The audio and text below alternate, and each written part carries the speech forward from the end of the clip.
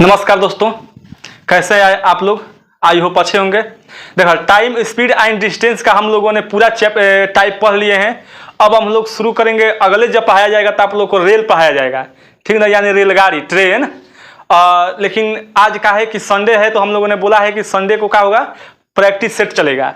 इसलिए आज संडे को हम फिर लेके आए हैं प्रैक्टिस सेट। तो बने रहिएगा वीडियो में। और अभी तक हमारे चैनल को सब्सक्राइब नहीं किया है तो सब्सक्राइब जरूर कर लीजिएगा, क्योंकि लगातार इसी प्रकार की वीडियो इस चैनल पर आती रहेगी। चलो, अब पहला क्वेश्चन देखते हैं, एकदम धड़ाक से आपके मुंह पर फेंक के मारते हैं। आइए, क्या कह रहा है, बहुत ही शानदार जानदार क्वेश्चन के साथ। अब देखो, लाख चहक सब है। करे कि 3 बर्तन जिसमें प्रत्येक की क्षमता 39.6 लीटर है, दूध और जल के मिश्रण से भरा गया है। दूध और जल के मिश्रण है उसमें। करे कि तीनों बर्तन में दूध और जल का अनुपात जो है ना, क्रमशः 3:1, 2:3 और 4:3 है। यदि तीनों बर्तनों को एक बड़े बर्तन में डाल दिया जाए, उड़ेल दिया जा रहा है तीनों बर्तन एक ही बर्तन में। अब तो कह रहे कि खाली कर दिया जाता गया, तो बताइए कि अब इस बर्तन में जल और दूध की मात्रा की दूध का अनुपात क्या होगा। जल और दूध की मात्रा का अनुपात क्या होगा। देखो, बहुत ही बढ़िया क्वेश्चन है ये भी। देखो, सबसे पहली बात की ध्यान देना है हमको, रेशियो पर। रेशियो बेस्ड मेथड है। रेशियो में एलिगेशन लगता है, इसको मिश्रण भी बोल सकते हैं। देखो, कह रहा है ना कि मिल्क, इधर लिख देते हैं, ये क्या है, मिल्क है और ये वाटर है। कह रहे हैं कि पहले गिलास में क्या है, 3:1 है, दूसरा में 2:3 है, तीसरा में 4:3 है, तीसरा में 4:3 है। हो गया। कह रहे हैं कि अगर ये तीनों बर्तन को क्या कर रहे हैं हम, कि एक बड़े बर्तन में गिरा दे रहे हैं, मतलब कि डाल दे रहे हैं, तो बताना है कि अब अनुपात क्या होगा इसका। जब ये अनुपात पूछा है तो हमको लग रहा है कि जो दिया है ना, प्रत्येक बर्तन में 39.6 यानी 39.6, ये हमको लग रहा है कि किसी काम के लिए नहीं दिया, वो ऐसे ही भटकाने के लिए दिया है। ऐसे ही बन जाएगा। देखो, सभी रेशियो को हम लोग पहले मैनेज कर लेंगे। रेशियो मैनेज करने आता होगा आपको, नहीं आता है तो देख लो कैसे करते हैं। इसको पहले जोड़ा, कितना होगा, 3 और 1 4, ये कितना होगा 5, ये देखो 4 और 3 7, 7 हो जाएगा। अब देखो, इस सबको हम लोग मैनेज कैसे करते हैं। अब बताओ, 4 3 5 का कोई मतलब कि एलसीएम है नहीं है, एलसीएम कोई कॉमन नहीं है इसमें, तो कोई दिक्कत नहीं है। अब देखो 4, अब इस देखो इस 4 को मल्टीप्लाई बराबर करने के लिए हम 5 और 7 से क्या करेंगे, मल्टीप्लाई करेंगे, तो क्या हो जाएगा, ये 35 हो जाएगा। 7 5 35। अब इसमें देखो, ये 5 हो ही गया, तो 4 और 7 से हम लोग मल्टीप्लाई करेंगे तो ये 28 हो जाएगा। ये 7 यहाँ हो गया, तो 5 4 के 20 से हम लोग मल्टीप्लाई करेंगे, हो जाएगा। इसको बंद करेंगे तो ये बचेगा 2, और ये इसको बंद करेंगे तो ये 2 बचेगा, इसको बंद करेंगे तो ये 2 बचेगा। हो गया। अब देखो, अब इसको हम लोग मैनेज करेंगे, मैनेज कर देंगे, तब देखो कितना हो जाएगा। 35 यहाँ कितना होता है, यहाँ पर कर लेते हैं, इसे मिल के आवाए थू लिखे हैं तो कर लेते हैं। नीचे आएगा तो ठीक, कितना तक आ रहा है देख रहे हैं। 35 या कितना होता है, 105 हो जाता है। फिर 35, 28 दूना के 56 अनुपात 28 या कितना होता है, अतिरिक्त के 24 24 84, 28 या 84 है, 20 4 के 80 है, 20 3 60। अब दोनों जोड़ दो, ये आपका बड़का बर्तन में हो जाएगा, मतलब का अनुपात हो जाएगा, रेशियो 5 4 9, 8 3 11, 11 6 17। अब देखो, फिर करें 6 5 11 के 1, 8 5 13 के 3, 13 1 14, 13 1 14, हाँ 1 1 2, 241.17, 241.17 आ रहा है ना। हो, अब देखो पूछा का है क्वेश्चन, करे कि जल और दूध का अनुपात पूछा है। तो जल और दूध का अनुपात, देखो दूध और जल का अनुपात है। जल और दूध का अनुपात क्या होगा, पूछ रहा है क्या बोलते हैं इसको, वाटर एंड मिल्क का। तो वाटर का ये आया है A179 और मिल्क का आया है 241। ये आपका क्या हो जाएगा, आंसर हो जाएगा। कोई दिक्कत, केवल रेशियो मैनेजिंग पर क्वेश्चन था। ये रेशियो मैनेज करो, क्वेश्चन बन जाएगा। बराबर कर दिया सब रेशियो, धड़ाक से आंसर आ गया। जोड़ देंगे तो आ गया आंसर। अब ये मिल्क एंड वाटर का आया है, वाटर और मिल्क पूछा है, तो इधर कर लेंगे, दोनों को पलटी मार लेंगे, इधर हो जाएगा। लिख दिए हम कि यही आंसर है।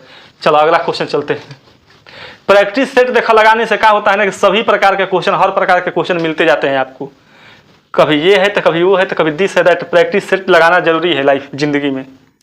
अब देखा क्या कर रहा है, देखा क्वेश्चन कर रहा है कि रूट के अंदर 12 प्लस फिर रूट के अंदर 12 प्लस फिर रूट के अंदर 12 फिर डॉट डॉट डॉट का मान पूछा है। यही पूछा है आपसे।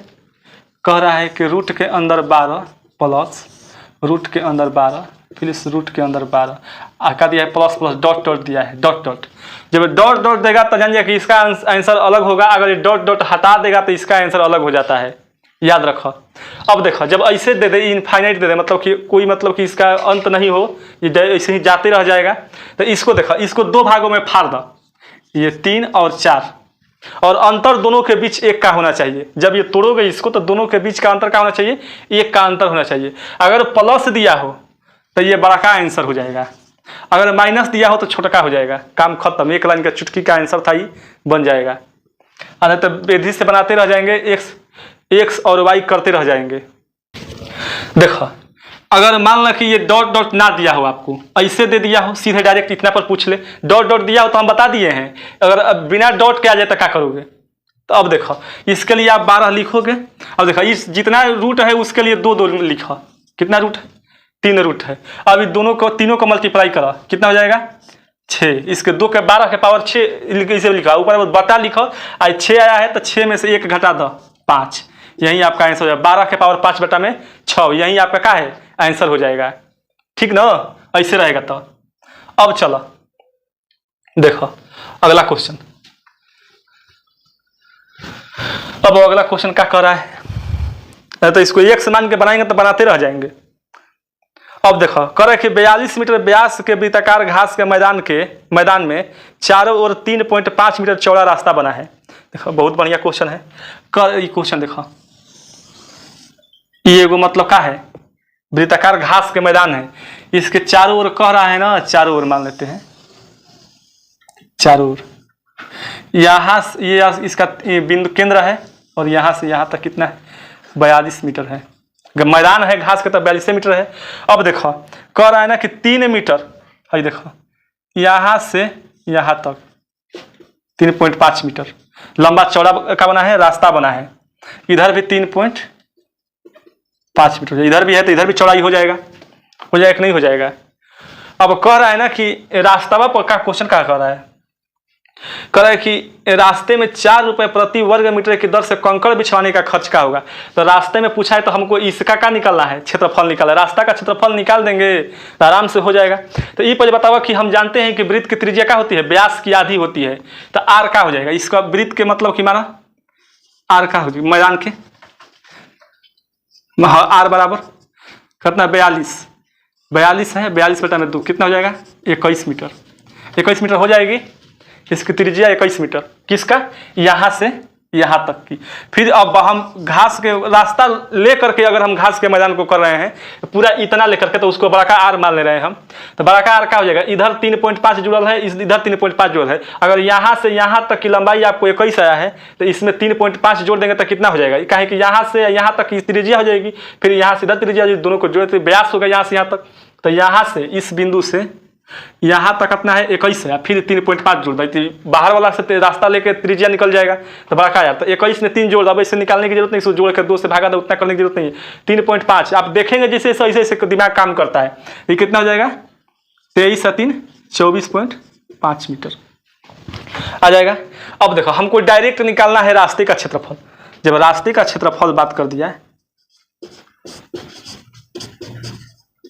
रास्ते का क्षेत्रफल, तो सबसे पहले वृत्त के क्षेत्रफल बड़ा लेकर के क्षेत्रफल, पूरा टोटल का क्षेत्रफल, उसके बाद एक वृत्त के क्षेत्रफल क्या कर देंगे हम, घटा देंगे। वृत्तवा के घरसिया वाला क्षेत्रफल क्या करेंगे, घटा देंगे, पूरा रास्ता सहित लेकर के निकाल देंगे। तो पतलका है, जो पतलका है ना एक निकल जाएगा घट के, पूरा में से इतना काट के निकाल देंगे तो बीच किनारा ना बचेगा, एकदम बचेगा।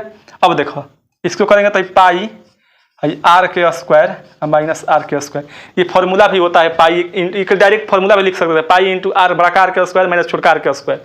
अब देखो पाई ये होता है आर प्लस आर, ये खाली R minus R, A minus B, A square minus B square का फॉर्मूला पर बैठ गया। अब देखो यहाँ लिख देते हैं, पाई का वैल्यू कितना आया हो, पाई का वैल्यू होता है कितना आया नहीं है 22/7 होता है। अब देखो आर कितना है, वो 24.5 है, आई कितना है, एक बार कितना है 21 आया है, 21 हाई 24.5 माइनस के 21 हो गया। अब देखो 22/7 हाई जोड़ेंगे तो कितना हो जाएगा 45 45.5 हो जाएगा ना, हो 45.5, हाई हो जाएगा 3.5 घट के। अब दाओ काट दो इसको, 0.5 हो जाएगा। इसको मल्टीप्लाई करेंगे तो कितना होगा, 22 5 110, 110 हो जाएगा, मतलब कि 11 हो जाएगा। रफ कर रहे हैं हम इधर, 22 5 110 यानी कि 0 कट के 11 हो जाएगा। अब इसमें हम मल्टीप्लाई करेंगे तो कितना होगा, 5 5 दूना के 10, 5 4 9, 1 10 के 0, ये 0 है ना, हो 4 1 5, 1 अंक 10 मान लो मीटर का स्क्वायर हो गया 500.5 मीटर का स्क्वायर। अगर यहाँ मिस्टेक होगा तभी हमारा आंसर नहीं आएगा, लेकिन देखो हो जाना चाहिए, है सही ना। 45.5 से हो जाएगा 5 5 10 के 0, 5 1 10 के 0 है, आगे 0 लिखेंगे तो 4 1 5 5 हो ही जाएगा। अब आओ कह रहा है ना कि 4 रुपए प्रति मीटर की स्क्वायर की दर से क्या लगेगा, कंकड़ बिछाने का रुपये लग रहा है। अगर 1 मीटर स्क्वायर अगर कंकड़ बिछ रहा है तो 4 रुपया लग रहा है। तो 500.5 मीटर स्क्वायर जब कंकड़ बिछेगा तो कितना लगेगा, क्योंकि रास्ता का क्षेत्रफल निकल गया है आपका, आपके हाथों में है रास्ते का क्षेत्रफल। अब देखो लागत निकाल देते हैं, 500.5 गुणे 4 से मल्टीप्लाई करके ये करेंगे तो 5 चौक के 20 है 0, फिर 0 आएगा ना, हो 5 चौक के 20 2 0 और फिर 5 चौक के 20 और 1 अंक पर 10 मान लो, कितना गया आंसर 2002 रुपया, 2002 रुपया पॉइंट है बीचवा में, 2002 रुपया ये आपका आंसर है। 2002 रुपया निकल गया आपका आंसर। चलो ये मल्टीप्लाई सही है, देख लिया हम 45.5 किया ना, 2 बार किया तो कैसे मिस्टेक हो जाएगा। 11 से जब मल्टीप्लाई करना होगा तो 11 से मल्टीप्लाई आराम से किया जा सकता है, तो इसलिए हम सोच देखते हैं ना कि पहले 11 बना लो इसको। 11 हो गया तो कतनों मल्टीप्लाई और दाएं से कर देंगे, वही सबका ट्रिक है, ट्रिक का नियम कॉन्सेप्ट है इस सबका। चलो छाप लो, हाँ ही दे। अब आओ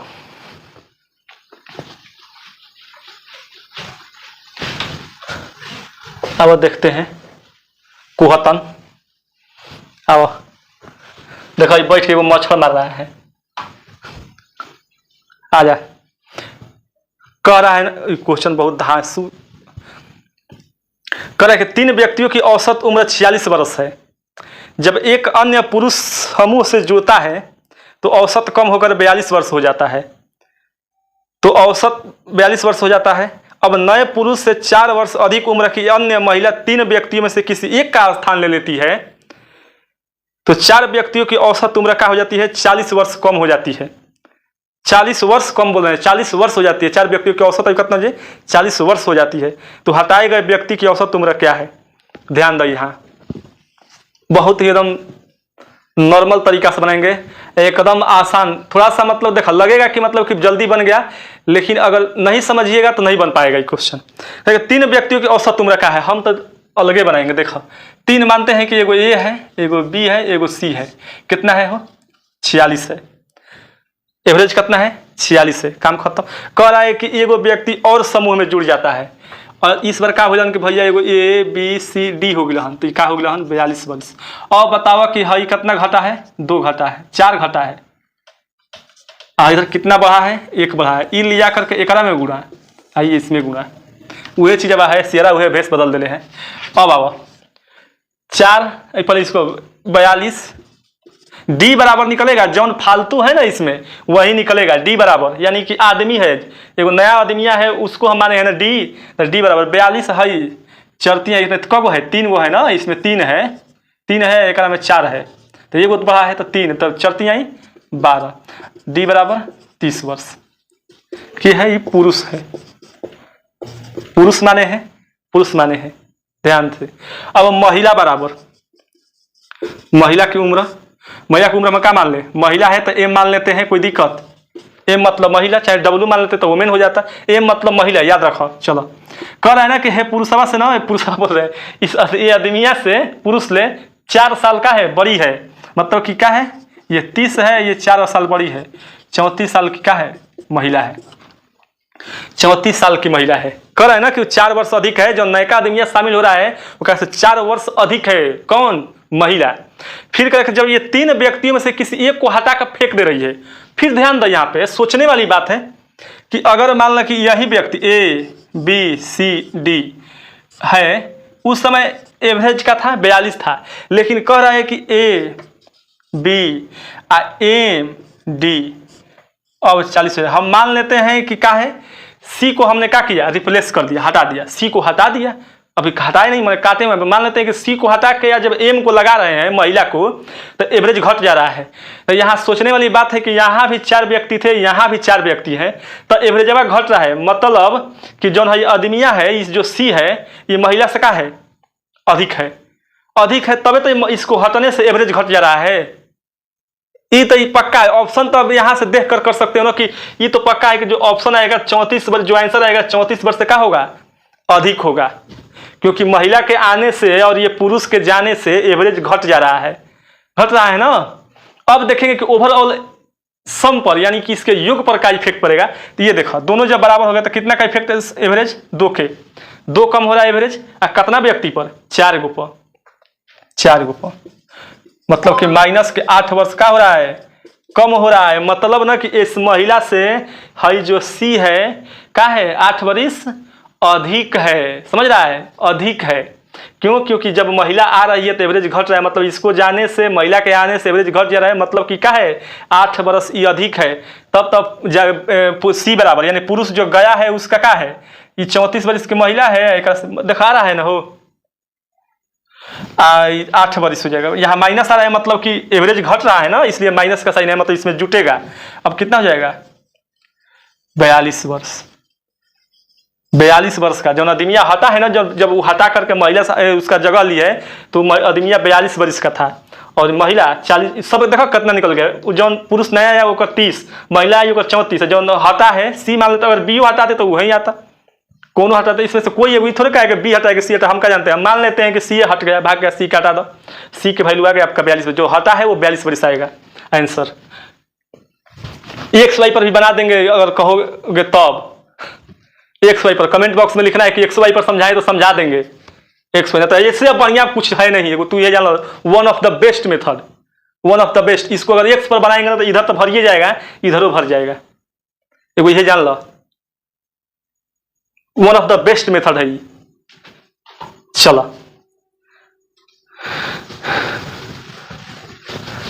अब क्वेश्चन पढ़ते हैं।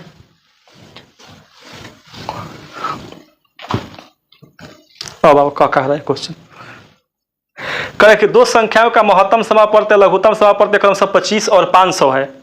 लघुत्तम महत्तम जो है उसका HCF कितना है, 25। देखो HCF आपका 25 दिया है, LCM 500 दिया है, 500 दिया है। कह रहे कि यदि पहली संख्या को 2 से विभाजित कर दे रहे हैं, करने पर भागफल 50 प्राप्त होता है, भागफल 50 प्राप्त होता है, तो दूसरी संख्या ज्ञात करें। देखो सियारा हुए है, खाली भेष बदल ले है, रंग बदल दिया है, अब कह रहा है कि हम रंगा सियार है, कुछ नहीं। जब 2 से विभाजित करने पर ये बताओ कि अगर 50 इसका भागफल आ रहा है, ये x है, 2 से विभाजित कर रहे हैं x में, तो भागफल 50 आ रहा है, कोई रिमाइंडर नहीं बच रहा है। मतलब कि जब हम पढ़ते हैं कि डिविडेंड बराबर, यानी कि डिविडेंड को हिंदी में क्या बोलते हैं हो पता नहीं, डिविडेंड भाजक भागफल, डिविडेंड है, ये कोसेंट है, ये क्या है, डिवाइजर है, ये डिवाइजर, डिविडेंड और कोसेंट। तो हम जानते हैं कि हम लिखते हैं कि डिविडेंड बराबर कोसेंट मल्टीप्लाई डिवाइजर और प्लस के रिमाइंडर होता है, कोई रिमाइंडर नहीं छोड़ा, मतलब कि ये और ये जब हम ऐड करेंगे तो x के बराबर आ जाएगा, मल्टीप्लाई करेंगे तो x के बराबर, मतलब कि पहली संख्या क्या रही है, 100 रही है। हो गया, समझ में आ गया, पहली संख्या 100 रही है, कहीं 2 से डिविजिबल हो रही है वो, तो क्या हो रहा है, 50 मिल रहा है आपको, तो 50 दुना के 100 है, पहली संख्या आपको मिल गई। पहली संख्या 2 मल्टीप्लाई 50 यानी कि कितना है, 100 है, 50। अब देखो हमारा नियम कहता है कि LCM मल्टीप्लाई HCF बराबर पहली संख्या A मानते हैं और दूसरी संख्या B मानते हैं। मान लिया पहली संख्या हिंदी में लिखना थोड़ा अच्छा नहीं लगता है, कितना लिखेंगे, LCM आपका 500 दिया है, HCF आपका 25 दिया है, पहली संख्या 100 आया है, दूसरी संख्या b निकालना है। काट देने से 100 से ही कट जाएगा, 2 इन्हें कट जाएगा, तब b बराबर क्या आ जाएगा 125। b बराबर 125 आंसर। कोई दिक्कत? अब आवा क्वेश्चन अगला, बहुत ही आसान को ना, सियारा हुए है, भेष बदल दिया करा कि हम जंगल के राजा है, रंगा सियार है, कुछ ना है, बकलोल है वो, नहीं जाना है कि एक दिन कलर छूट जाएगा तो क्या हाल होगा। कहानी पढ़े वो बचपन में। अब बाबा कर रहा है कि 6 सेंटीमीटर लंबी जीवा के केंद्र पर 60 डिग्री का कोण निर्मित करती है। कौन क्वेश्चन लिया है हो? 6 सेंटीमीटर लंबी जीवा वृत्त के केंद्र पर 60 डिग्री का कोण निर्मित करती है। यदि उस वृत्त की दूसरी जीवा की लंबाई 6√3 सेंटीमीटर हो तो वृत्त के केंद्र पर जीवा द्वारा निर्मित कोण की माप ज्ञात करें। ये 10th स्टैंडर्ड का क्वेश्चन है, आपको 10th में मिल जाता है। हाँ मिल जाएगा 10th में। कह रहा है ना, देखो ध्यान दो कि ये एगो वृत्त है, एगो वृत्त है। कह रहा है कि अगर हम मान लें कि इस जीवा की हम बात करते हैं, ये जीवा, ये केंद्र है, ये कितनी लंबी है 6 सेंटीमीटर। कह रहा है कि ये आर हो जाएगी, ये भी आर हो जाएगी, ये आर होगा, ये आर हो जाएगा। फिर कह रहा है कि एगो और जीवा खींच दिए हमने, ये जो है 6√3 की है, यहाँ भी ये आर हो जाएगी, ये भी आर हो जाएगी। अब ऐसे हम खींच देते हैं वो लाइन है। अब आओ 60 डिग्री कोण निर्मित करती है। ये बताओ कि ये जो 60 डिग्री के कोण निर्मित कर रही है, 60 डिग्री का कोण निर्मित कर रही है।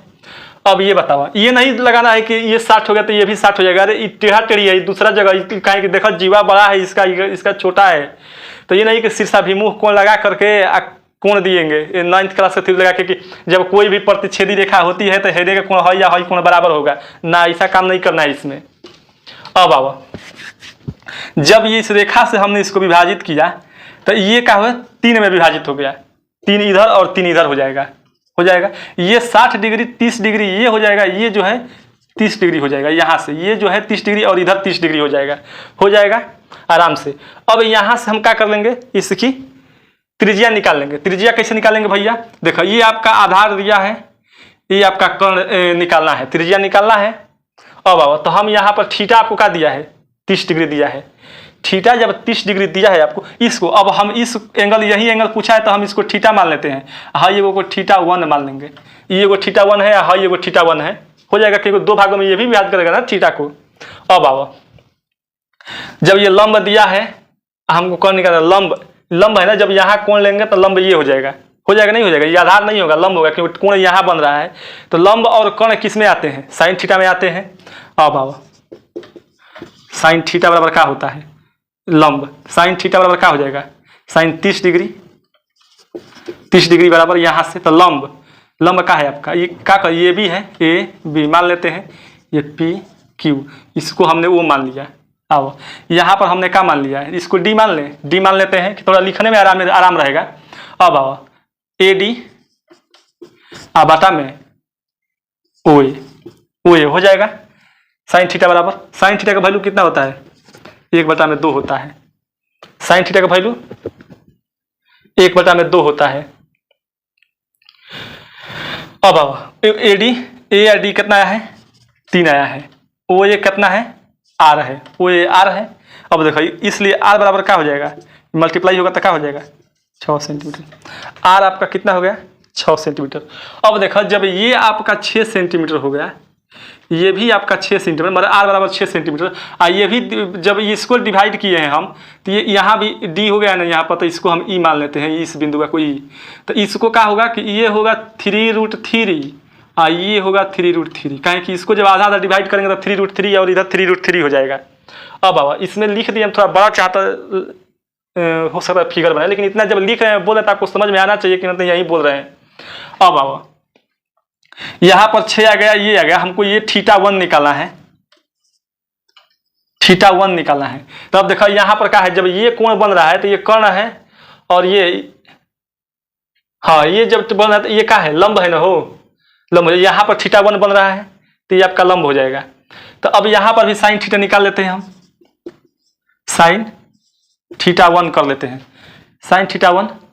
क्या है, पहले लंब होता है, लंब हो जाएगा आपका पी आई, और कर्ण हो जाएगा आपका ओ पी होगा। अब पी कितना है तार 3√3, आई कितना आया है 6 आया है, ये कट जाएगा 2 बार में, ये कितना आया अंडर रूट में 3 में 2, आई कितना है साइन θ1। अब बताओ इसके बराबर कितना होता है साइन 60 डिग्री, अंडर रूट के 3/2 बराबर साइन 60 होता है, तो साइन खत्म, θ1 बराबर 60 डिग्री, θ1 बराबर 60 डिग्री। तो एंगल P बराबर बताओ कितना होगा, एंगल O जो केंद्र पर होगा, ये जो बनेगा कितना है, जब θ1 ये वाला जब वैल्यू हमको 60 है तो टोटल कितना हो जाएगा 120 हो जाएगा। लिख लेते हैं एंगल POQ बराबर क्या हो जाएगा 2θ1 2 × 60 बराबर 120 डिग्री, 120 डिग्री। अब बताओ कोई दिक्कत फिगर में और इसमें यहाँ भी। चलो आगे बढ़ते हैं, बहुत ही लाजवाब क्वेश्चन था, बढ़िया था।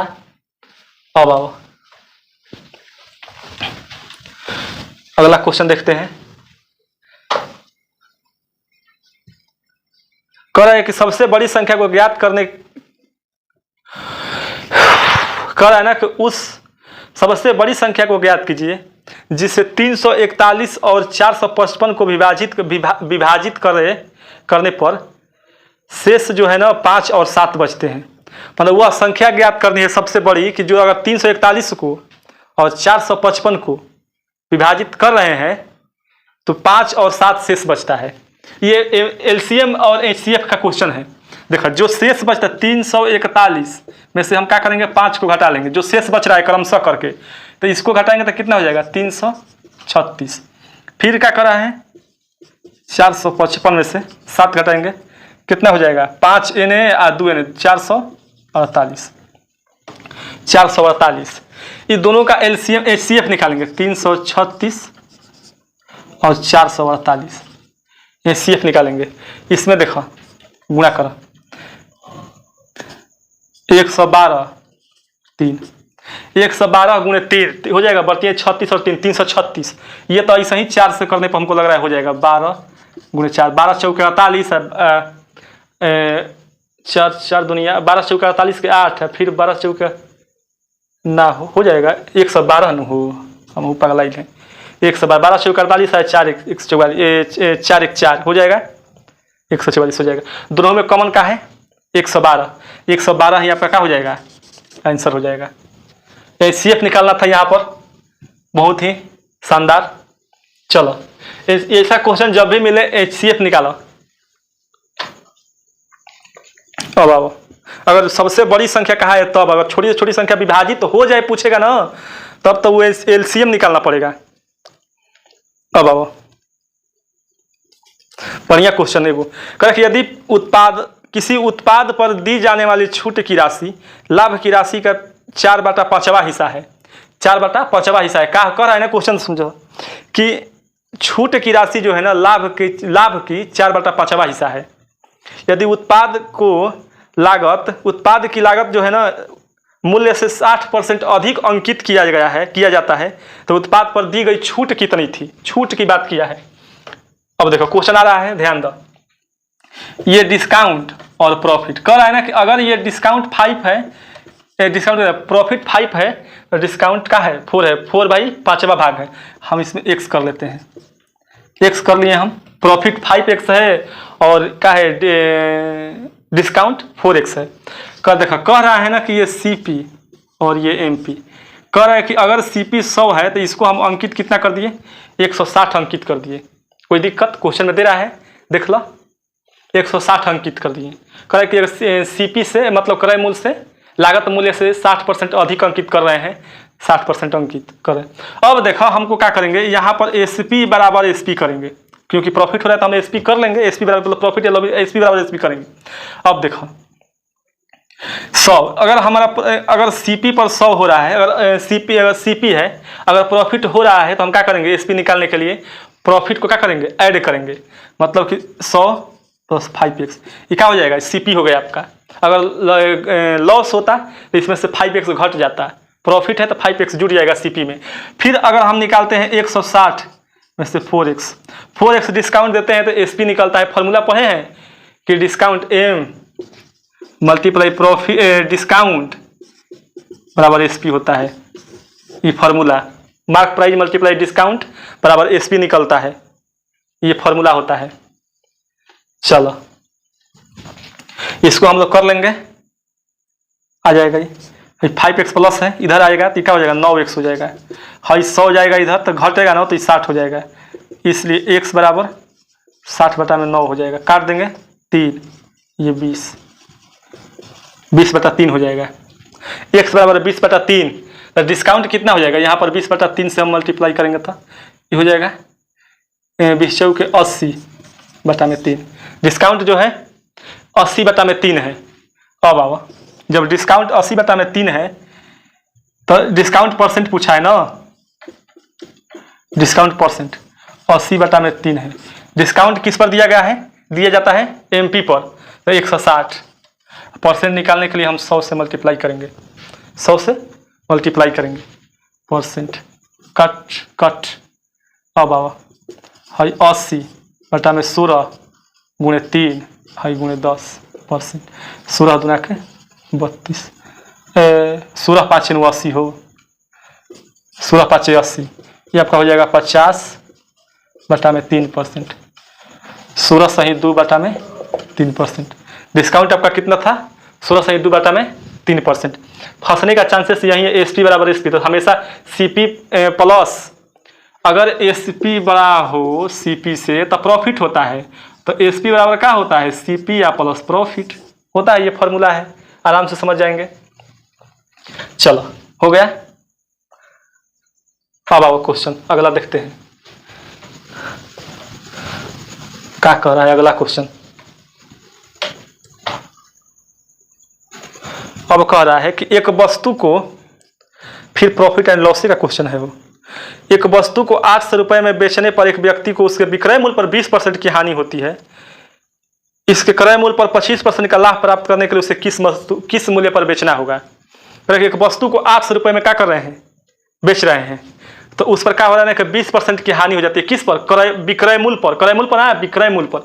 देखो सीपी एसपी कह रहे हैं ना कि अगर वस्तु 5 है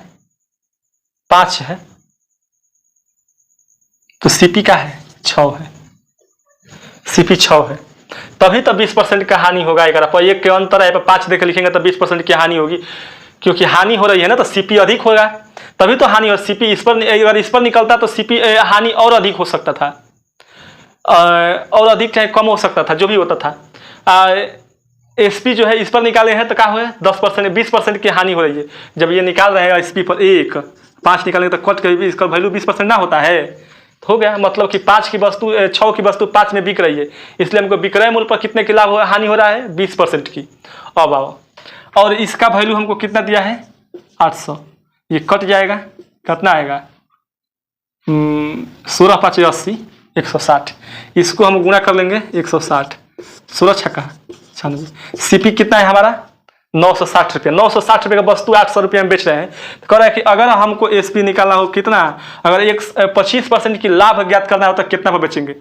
तो सीपी आपका 960 है, इस पर 25% का हमको क्या करना है, पॉइंट दो चाहे ऐसे लिखा 125% लाभ निकाला कितना होगा। अब देखो तो इसको हम परसेंट को हटाएंगे, नीचे 100 लाएंगे।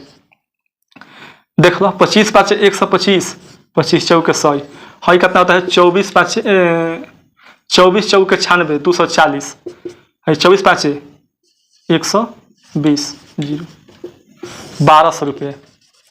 1200 रुपये में जब हम बेचेंगे तो हमको 25% की क्या होगी, लाभ होगा। अब बताओ कहीं दिक्कत। चलो ना समझा तो फिर एक बार वीडियो देखो और मजा आ जाएगा। अब देखो क्या करे, कोई वो क्वेश्चन है वो, बाप कह रहा है ना कि एक ठोस लंब वृत्ताकार बेलन की त्रिज्या और ऊंचाई का योग का है 37 है, प्लस एच बराबर 37 दिया है। यदि बेलन का संपूर्ण पृष्ठीय क्षेत्रफल कितना दिया है 1628 दिया है।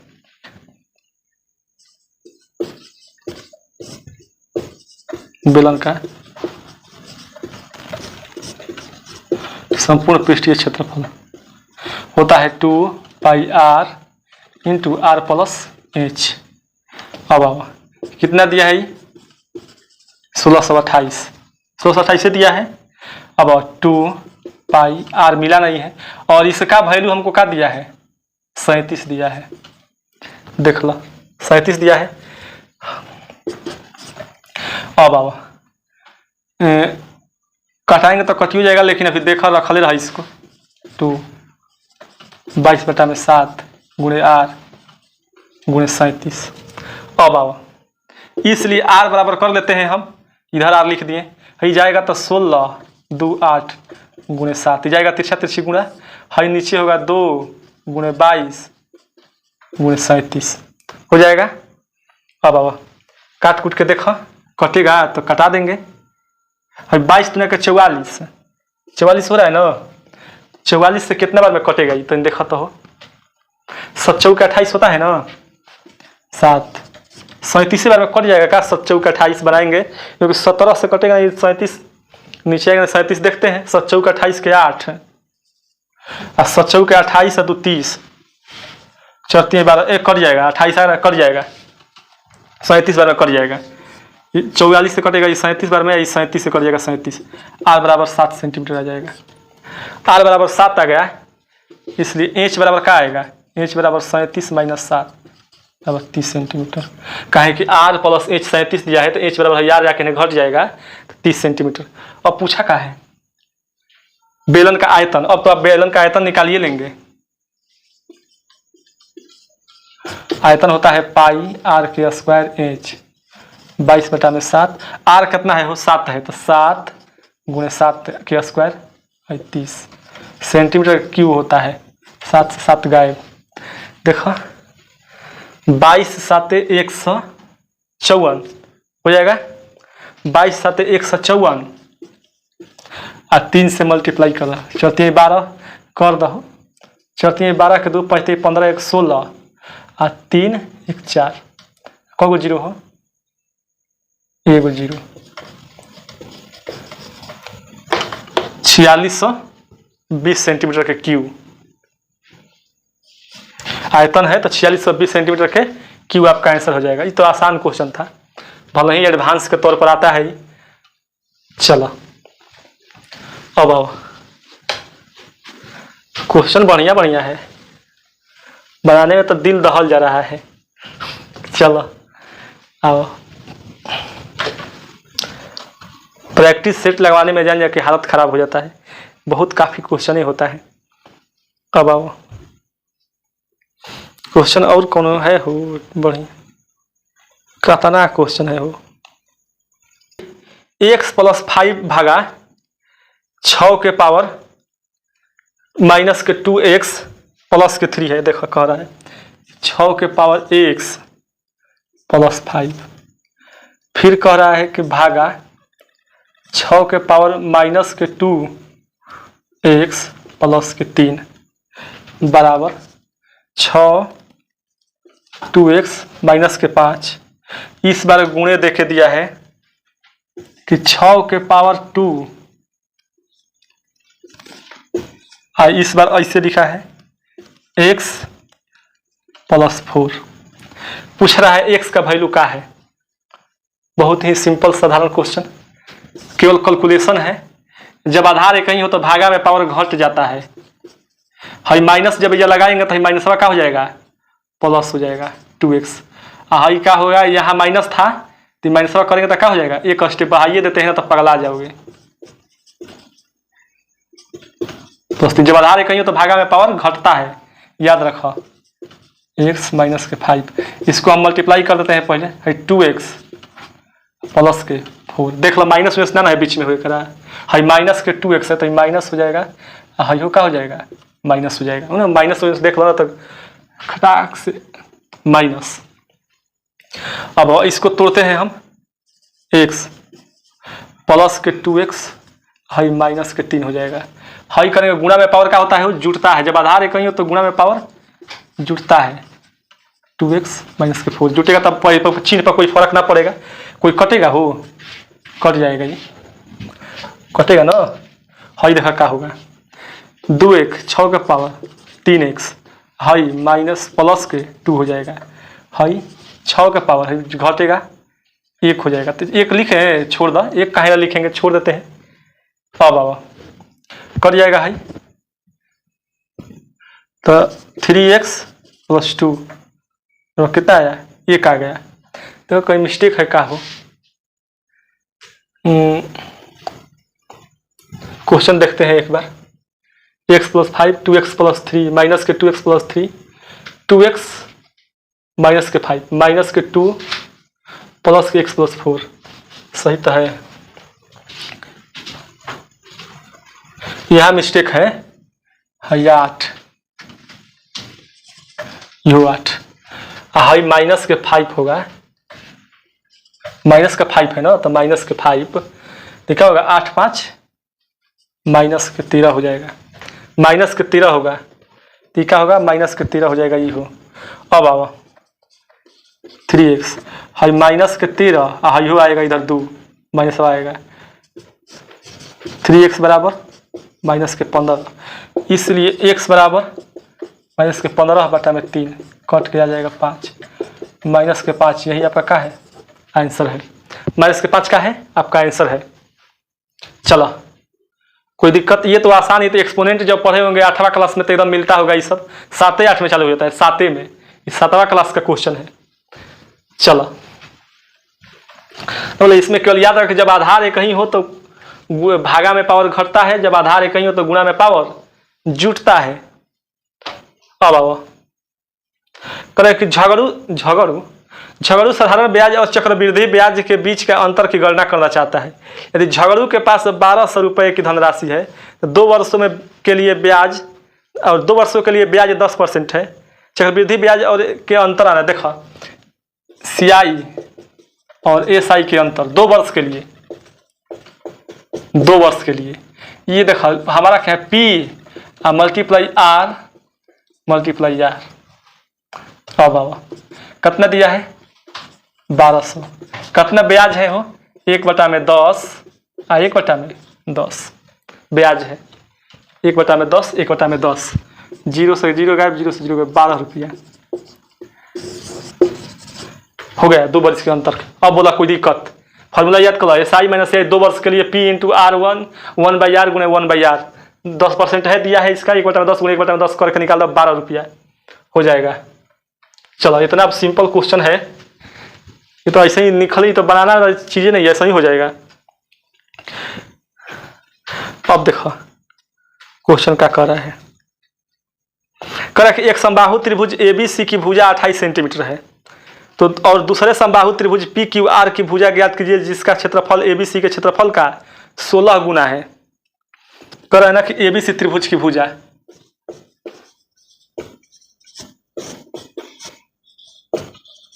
ABC की भुजा कितना है, 28 सेंटीमीटर। PQR की भुजा निकालना है,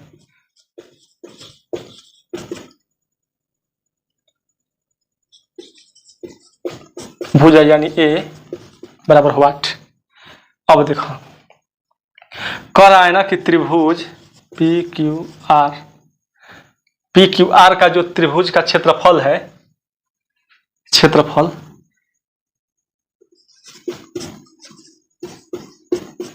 जो है त्रिभुज ABC क्षेत्रफल कितना है, 16 गुना है, 16 गुना है। PQR का क्षेत्रफल जो है त्रिभुज ABC के क्षेत्रफल का 16 गुना है। अब आओ इसका क्षेत्रफल क्या होता है, समबाहु त्रिभुज का क्षेत्रफल होता है 1/3/4 1 के स्क्वायर गुणे 16 हो जाएगा, 3/4 1 के स्क्वायर पर क्या है, 28 के स्क्वायर गुणे 16। इधर क्षेत्रफल क्या होता है, 3/4 1 के स्क्वायर, तो इसको मान लेते हैं बड़ा का ये 1 के स्क्वायर, इसको ये मान लेते हैं, कहें कि बड़ा है, इसको ये मान लेते हैं। अब आओ 16 गुना है एक हो जाएगा, ये कट गया ना। अब क्या आ जाएगा, निकाल लो, इसलिए ए स्क्वायर डायरेक्ट निकल जाएगा। तो अंडर रूट में है 28 के स्क्वायर, मतलब 28 गुणे 28 और गुणे 16 होता है।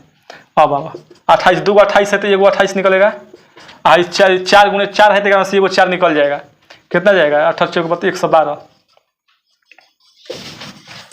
28 चौक 112 हो जाएगा। ए बराबर इसका पी क्यू आर की भुजा क्या हो जाएगी, 112।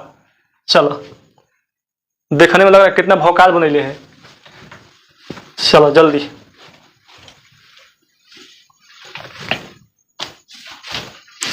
अब आओ क्वेश्चन।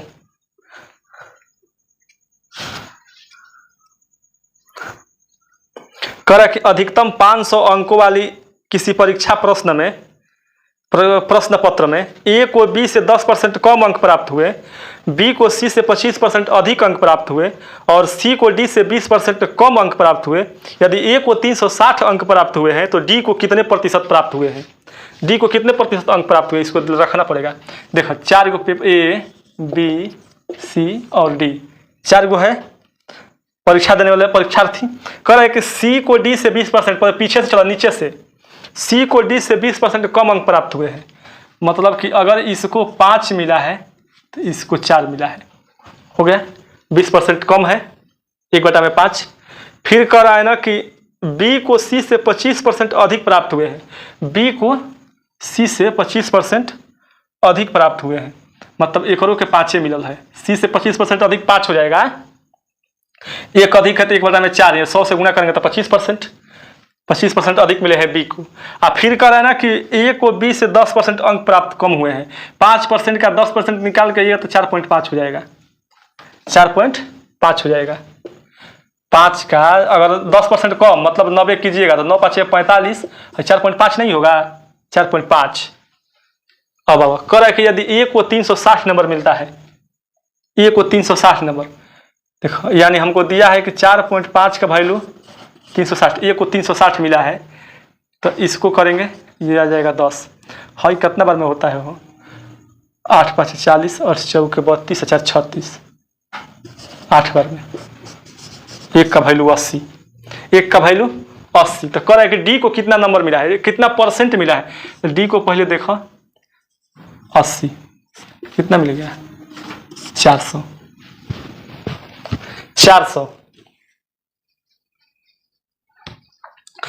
मिला है। अब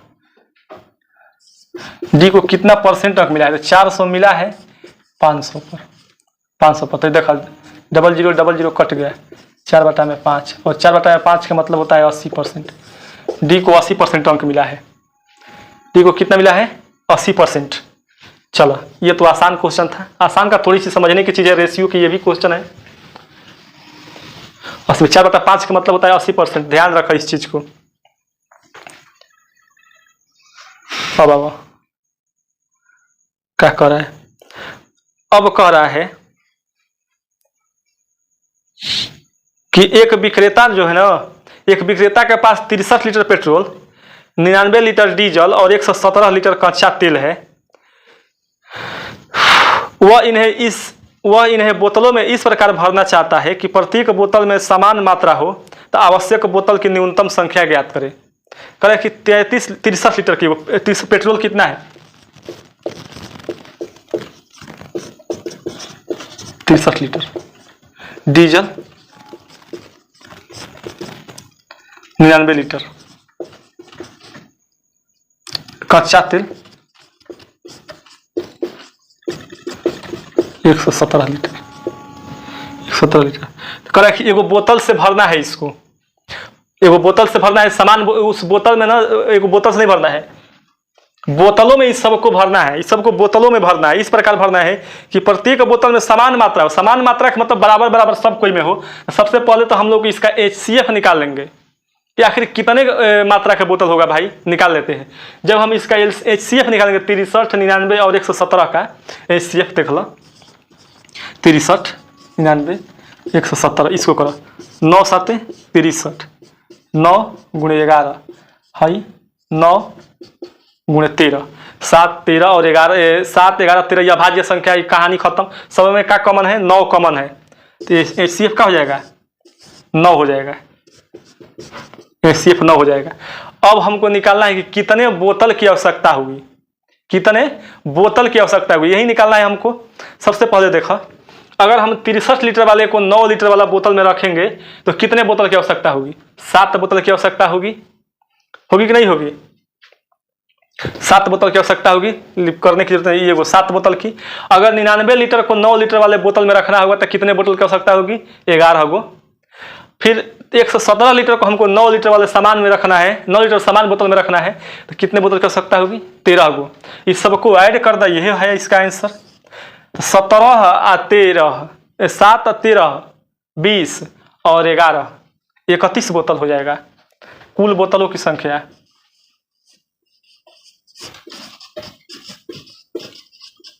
कुल बोतलों की संख्या, कुल बोतलें 1 7 11 13 31 आंसर। अब कितना आसान क्वेश्चन आपको बनाया जाए, ये खाली HCF निकालो और खतरनाक हो गया। और 9 लीटर के अगर बोतल लेंगे, जब सामान बोतल भरना होगा 9 लीटर का बोतल, तो सब में भरा जाएगा, सब में आ जाएगा आराम, बराबर बराबर आएगा। लेकिन 63 लीटर को रखने के लिए कितने बोतल की आवश्यकता होगी? 7 गो। 99 लीटर को रखने के लिए 9 लीटर वाले कितने बोतल की आवश्यकता होगी? 11 गो।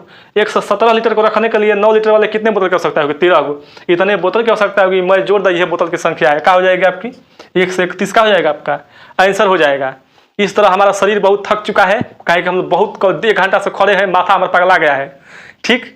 और मिलेंगे अगले हम लोग नए चैप्टर के साथ। मजाक कर रहे थे यार, कुछ दिक्कत नहीं है, पढ़ाएंगे तो रातों भर पढ़ जाएंगे, दिनों भर पढ़ा देंगे, कोई दिक्कत नहीं है।